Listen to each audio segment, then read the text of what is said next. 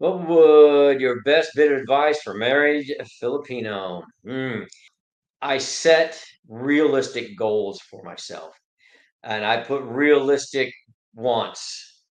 I made my list. They all have their list. And if your list comes together with their list, that's somebody you should talk to.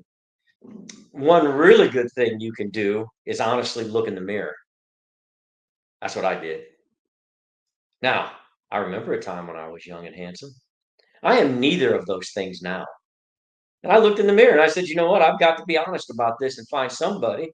You know, for the sake of argument, if I think I'm a 6.5, why am I looking for a 9? That's just your ego talking, and your money will soon follow. Am I as reasonably good looking as she is?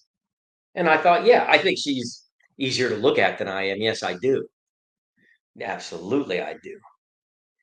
But if you can um, look in the mirror and then look her in the face and say, we're not far apart visually, and then your profile matches mine pretty well, and then you move on to having a video chat, probably something there.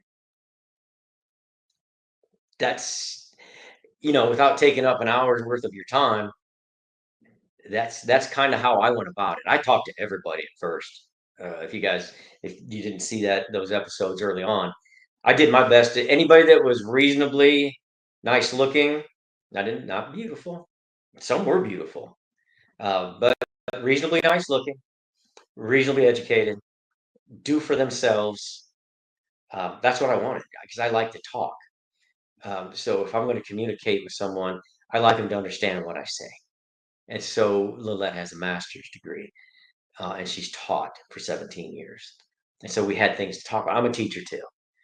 Um, so I really had to stick to my guns.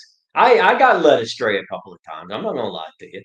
It's your ego jumps, and we're men. That's how it goes. But if you want a last, in my opinion, my experience, if you want something that's going to last, that was my formula.